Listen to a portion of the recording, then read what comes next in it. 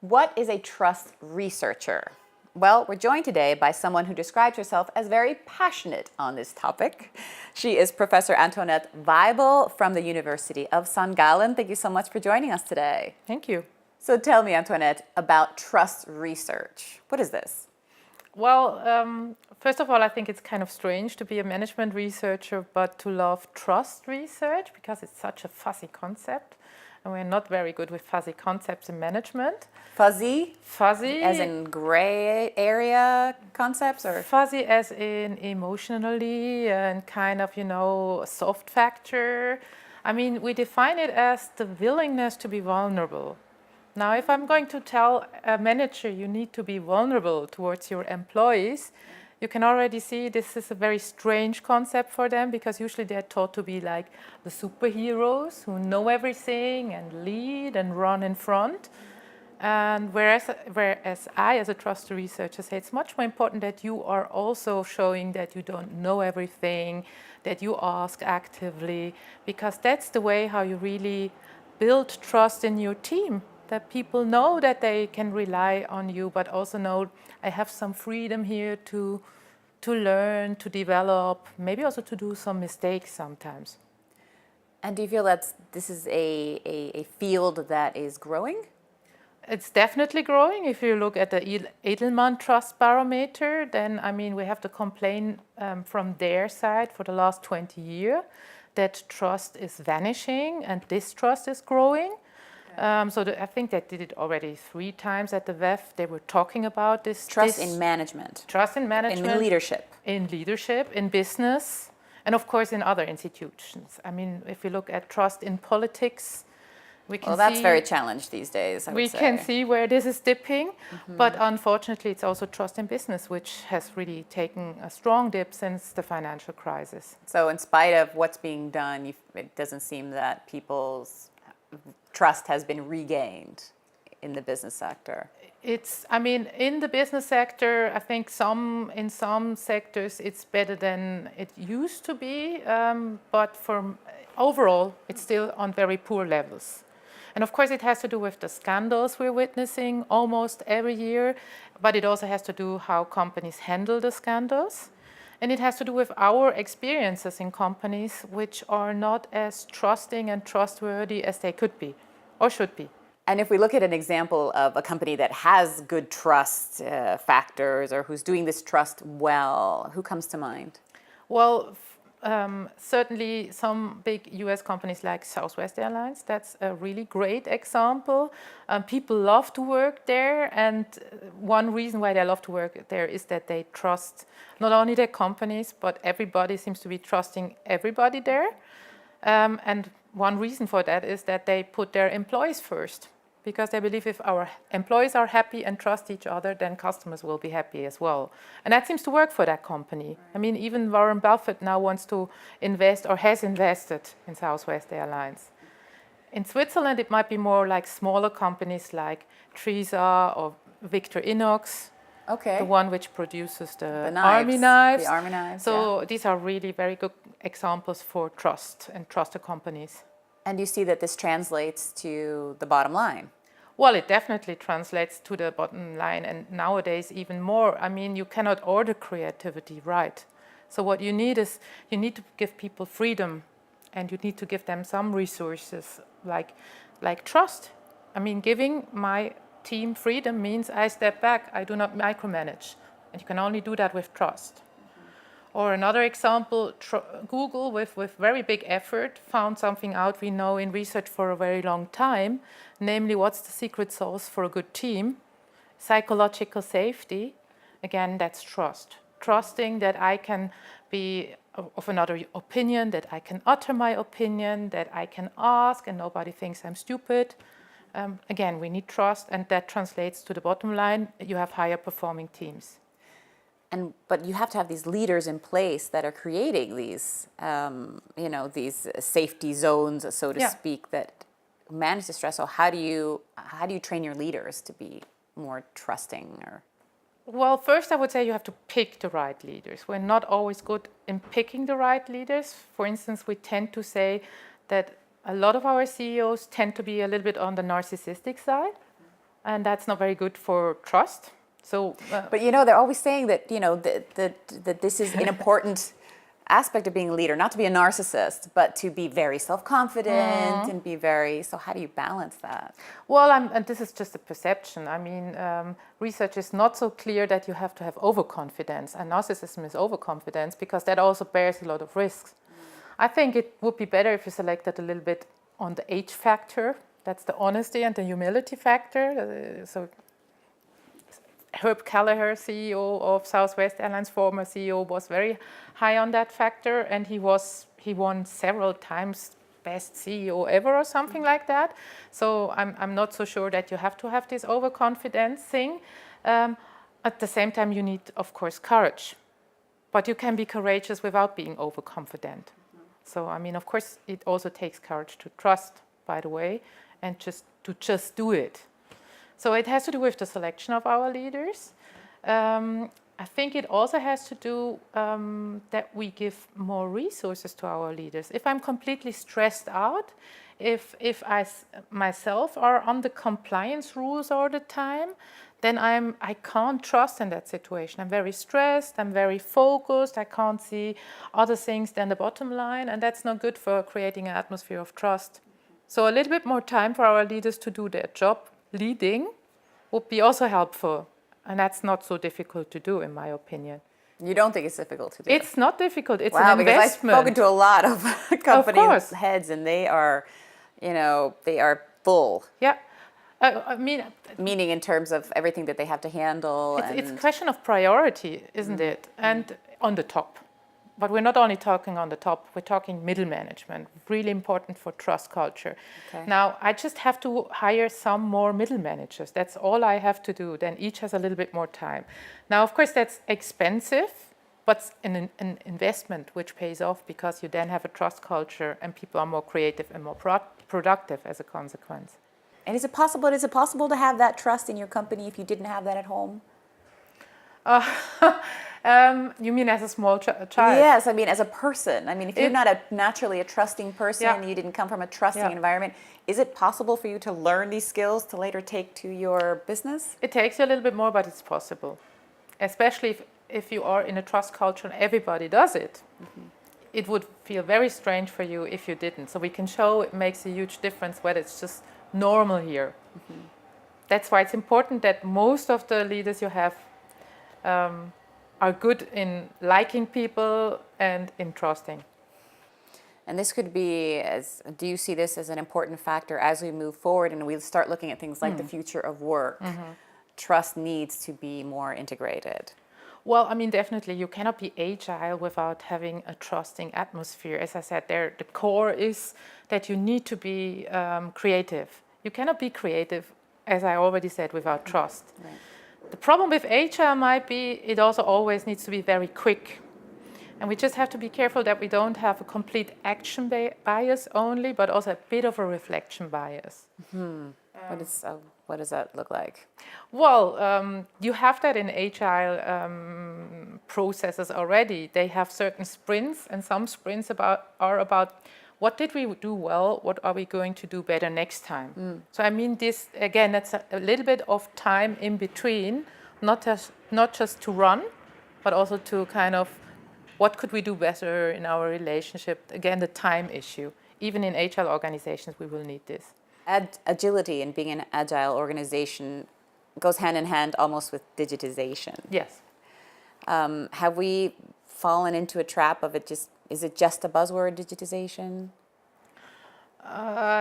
It always, like agility and other things or generations, is always also a buzzword. But obviously we are moving very quickly ahead with technologies. And I'm not a technology freak. I don't know whether we are now exploding, but we have a project where we look at the automatization of leadership. Mm-hmm. So you do have technologies that produce feedback so that you don't have to do it yourself as a leader any longer.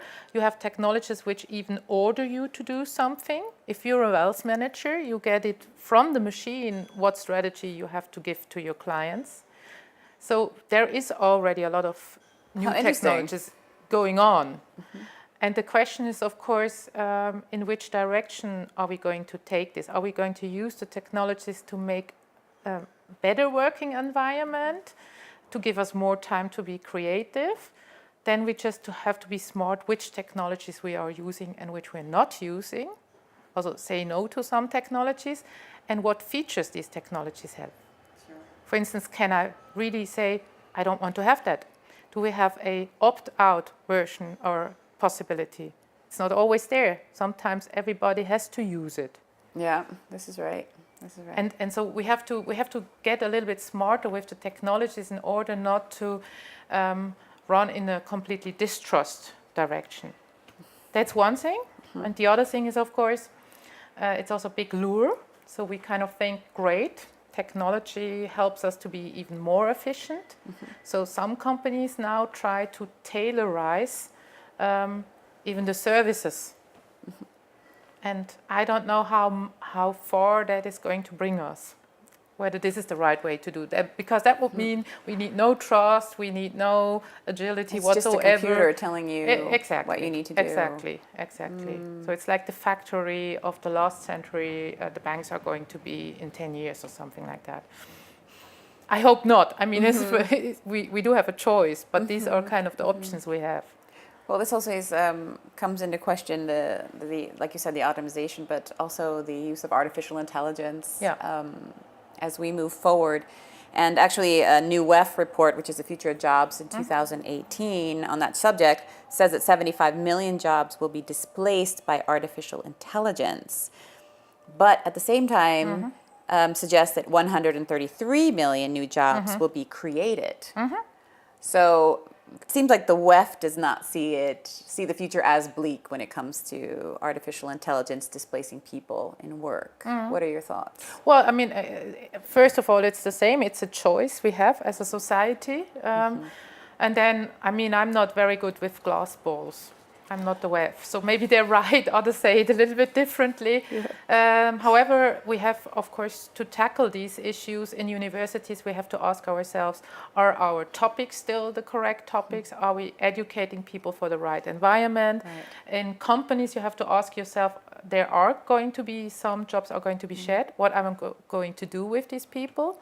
So, I mean, I think they're very practical topics coming our way. And I believe most of the jobs that the WEF has kind of singled out that will be new are like data analysts. And so it's very much technology-driven jobs, isn't it? I, however, believe that we also need a lot of jobs which are more about, I sometimes call this hard work, where empathy is very important. So we have to think about how to bring that in to the technology. Have better leaders, for instance, or bring it into the technology. Because there will be people still working.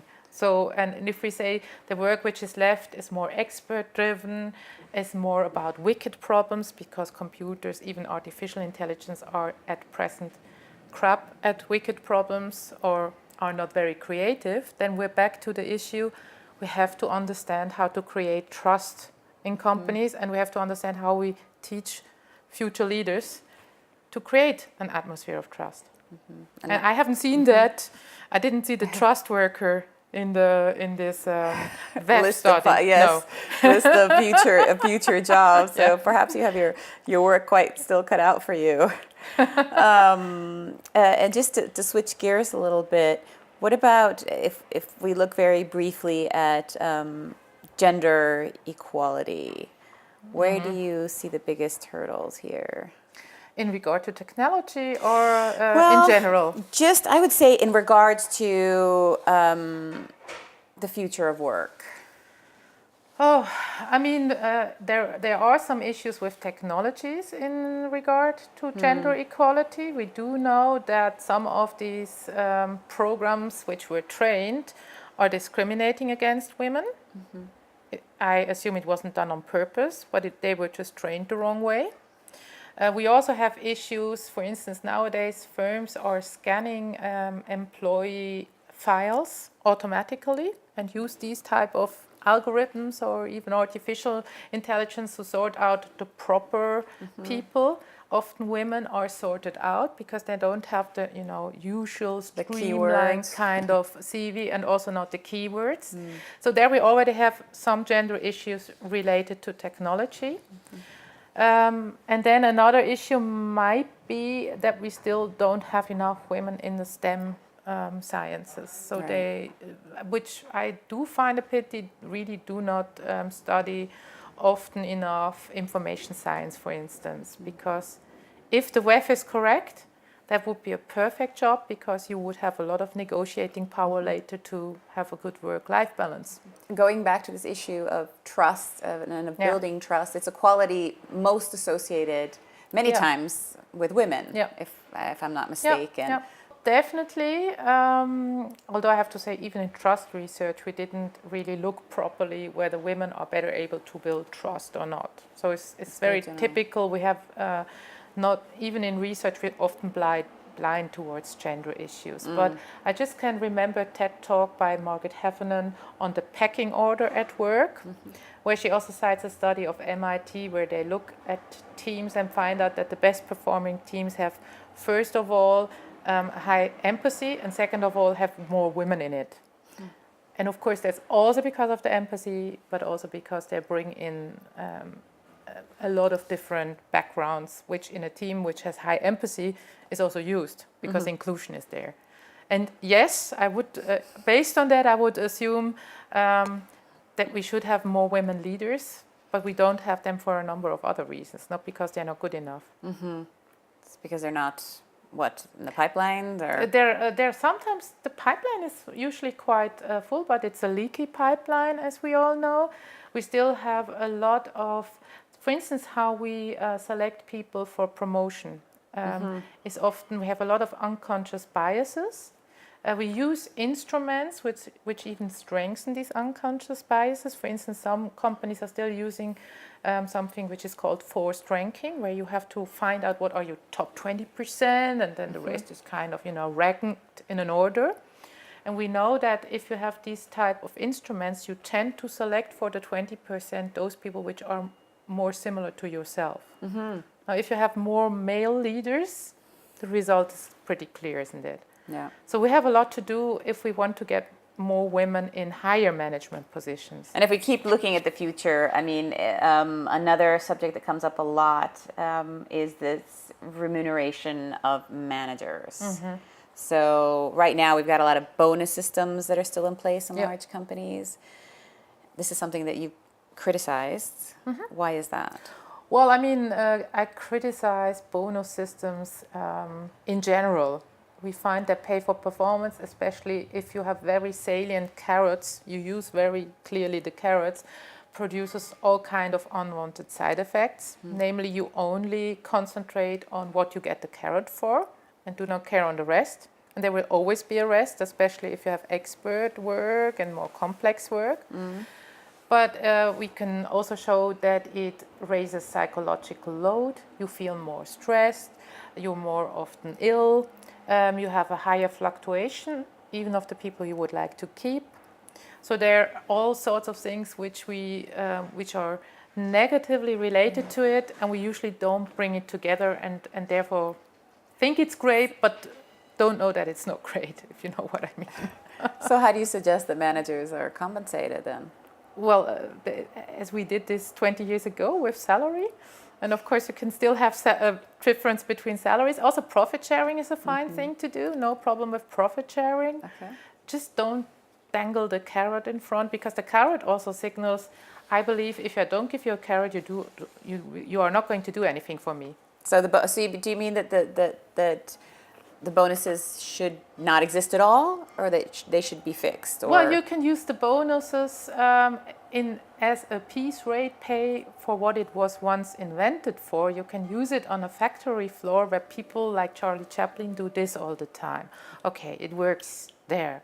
For many other jobs, it's just not a good idea. You just pay a lot of money to compensation consultants who every 2 years will come to your company and try to make the system work.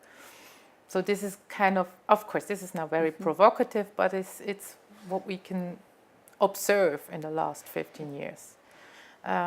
So if you want to have some flexible pay, not only salary, then you can have some profit sharing. If the company has a good year, it makes sense to share this profit with your employees. So that's the flexible part. Now we haven't talked, of course, about CEO pay here. So and that's Should important. they just get a higher salary? Is that what you Well, want- that what's your would be feeling? that would be the idea, And but not these out bonuses. exactly. But I would bet, I have no data, of course, because we haven't been courageous enough. But I would bet that their overall package would be smaller, because it's much more difficult to say you get such a high salary for the time where you are a CEO. Than to say, well, you know, we do it flexibly, there are some bonuses, and then you get some profit sharing and you get some stock options. It's just psychologically that we would have somewhat a little bit less high compensation packages, which is good as well, because it's not, we have done a study in Switzerland where we kind of tried to find out, do you find it legitimate that in a stock traded company, the CEO on average earns 400 times what the least paid worker earns. And almost nobody said it's legitimate. But what's really interesting, even people with a high education and good jobs said, well, it's not legitimate because it doesn't reflect performance. Nobody performs 400 times more than a normal worker in the company. And how do you think this could go in Switzerland? I mean, I'm thinking of banks and institutions like this that give out those really hefty bonuses to their CEOs and managers. I often hope that there is one bank which is courageous enough just to try it, because I would bet if you were the first one, I mean, you have to have higher salaries than if you kick out the bonuses. So there's also some attractiveness with that. You have more security. And I could imagine you get different people. You don't get the people who only come for the carrots, but you get people who are maybe interested to be bankers. More of them. You already have some of them, of course, hopefully. So why not try it? I mean, there are banks like in Sweden, Svenska Handelsbanken. They never had any bonuses. They have a profit sharing plan where the profit is shared through heads. So the CEO is not getting more of the profit than the clerk. Okay, it's shared through what you said? Through heads. How do you say? You just divide it through employees. Aha, Everybody gets the same amount. Okay. Exact. Yeah. Ah, okay, interesting. Yeah. From the top to the bottom. It's almost a little bit. It sounds a little bit Sounds a little crazy. communist. Or yes, it does sound a little. Of course, they still have a salary system where if you're higher up and have more competences, you get much more money. I mean, this is still there. But it works well for them. They are, for 20 years, the most successful bank in Sweden. Interesting. So interesting to see if somebody would bring that over to Switzerland. I think it takes a lot of courage. Yeah. I don't know whether I would have it if I was a CEO. It's easy as a professor to say that. So just to wrap it up, you know, you've been talking to us. We started talking about this passion for trust research. I mean, you have a background in human resources. Is this something that you set out to do? Or life just kind of brought you here? Well, they sometimes say you study what you're not good at. But I have to say I'm quite good at trusting my team. I'm just a control freak when it comes to myself. So maybe that's the reason why I kind of entered that topic. You're a control freak when it comes to yourself. Oh, yes. What do you mean? You didn't give me the questions beforehand, so I was already freaking out. I can't prepare. Well, then I talk to a lot of control freaks because I think most people in your place want to know what they're going to be asked. Yeah, but it's a type A personality, as we call it, so you really want to control a lot of things. And that's also not very agile, because you have to be a little bit more like, well, flexible. Things are coming to yourself, so you have to react, and you should know that you usually are able to react. Relax a little bit more, exactly. Wonderful. Thank you, Antoinette. Thank you. Really appreciate your insights. Okay, thank you.